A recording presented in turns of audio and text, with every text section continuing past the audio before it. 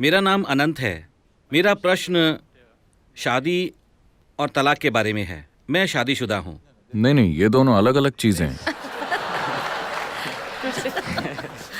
मैं आजकल देख रहा हूँ कि बहुत से यंगस्टर्स शादी ही नहीं करना चाहते, और कुछ लोग जो शादी करते हैं तो वो लोग कभी-कभी तलाक ले लेते हैं। तो क्या आप इस बारे में हमें कुछ बता सकते हैं सद्गुरु? देखिए, आपको शादी की व्यवस्था को समझने की जरूरत है। It's about bringing a certain sanctity to the simple basic needs that every human being has. ये उन बुनियादी जरूरतों में एक तरह की पवित्रता लाने का एक तरीका है जो हर इंसान में होती है। शरीर की जरूरतें होती हैं, मानसिक जरूरतें होती हैं, आर्थिक जरूरतें होती हैं और भी बहुत सी जरूरतें होती हैं। इन सभी जरूरतों को पूरा करने के लिए हमने शादी नाम की एक व्यवस्था बनाई है, जिसमें ये सब कुछ एक समझदारी भरे तरीके से संभाला जा सकता है। वरना अगर हम दूसरे जानवरों की तरह सड़कों पर ये सब करते तो हमारे लिए भद्दा बन जाता और हमें ऐसा करके बुरा महसूस होता।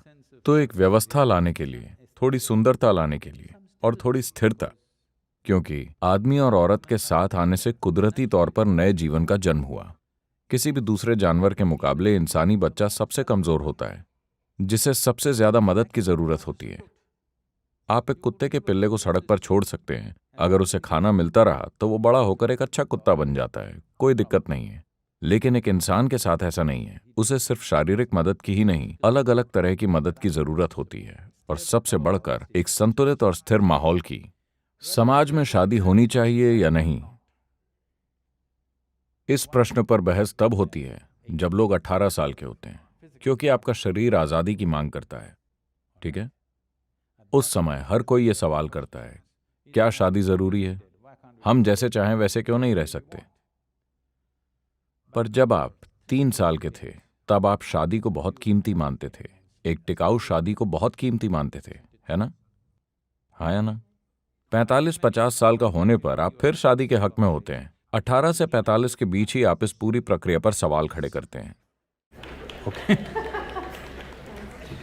क्योंकि जब शरीर हावी हो, उस समय अगर आप उससे हार मान लें तो वो हर व्यवस्था पर सवाल खड़े करेगा। ये हार्मोन के दम पर मिली आजादी है। ठीक है, आपकी बुद्धि पर हार्मोन हावी हो गए हैं, इसलिए आप हर चीज की बुनियाद पर सवाल खड़े करते हैं। मैं ये नहीं कह रहा कि शादी ही सबसे अच्छा उपाय है, लेकिन क्या आपके पास और कोई बेहतर तरीका है? अगर आपके पास इससे अच्छा तरीका हो तो शादी की जरूरत नहीं है। लेकिन आप कोई बेहतर तरीका खोज नहीं पाए, क्योंकि एक बच्चे के लिए एक संतुलित स्थिति जरूरी है। बच्चा पैदा हुआ मतलब आपके पास 20 साल का प्रोजेक्ट है। आपकी इच्छाएं और पसंद बदल जाएगी, आपके इमोशंस में बदलाव आएगा। अगर ये सब ऐसा ही है तो ऐसी सिचुएशंस में मत फंसिए।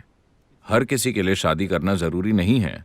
आप कह रहे थे कि लोग सोच रहे हैं कि शादी करें या न करें। मुझे खुशी है, ये हर किसी के लिए जरूरी नहीं है।